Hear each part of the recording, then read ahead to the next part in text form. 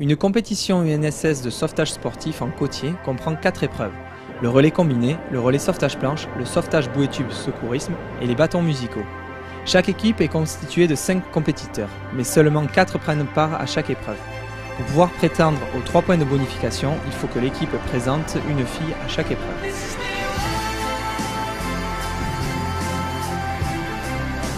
Les 4 sauveteurs vont se relayer en nage et planche sur un parcours délimité par des bouées au large et des drapeaux sur la plage appelée zone de transition.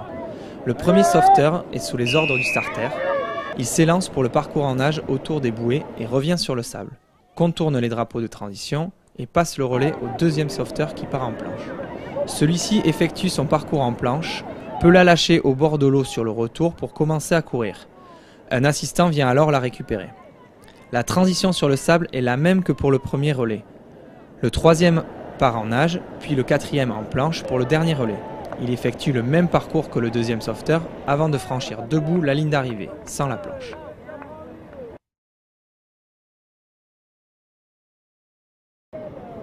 Deux équipes constituées chacune d'une victime et d'un sauveteur réalisent un sauvetage en relais. Une bouée au large est attribuée à chaque équipe où sera effectué le chargement de la victime consciente. La victime attend sur la ligne de départ les ordres du starter pour courir et nager vers sa bouée.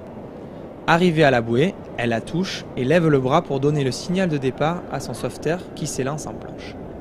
Il contourne la bouée dans le sens des aiguilles d'une montre et charge la victime derrière. L'équipe revient au bord et court sur le sable en contact avec la planche pour venir donner le relais à la deuxième victime qui s'élance à la nage. Même parcours que pour la première équipe. L'arrivée est effectuée debout, les deux en contact avec la planche et être jugés sur la ligne au franchissement de la poitrine de la première personne.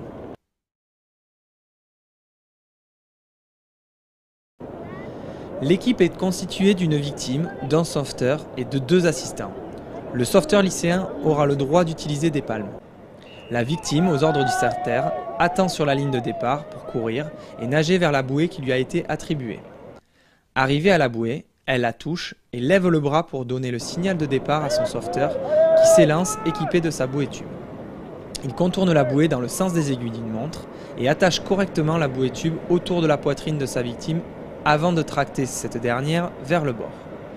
La victime, dans la phase de remorquage, peut aider avec ses jambes mais ne doit exécuter aucune action propulsive avec les bras.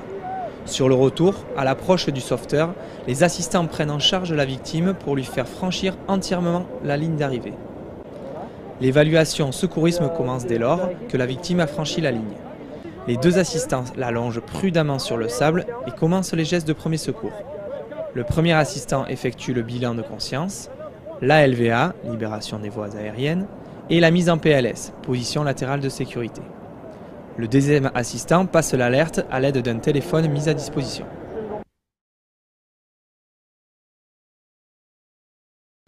Cette épreuve est une course entre 15 et 20 mètres sur le sable pour tester le temps de réaction des sauveteurs et leur rapidité à intervenir.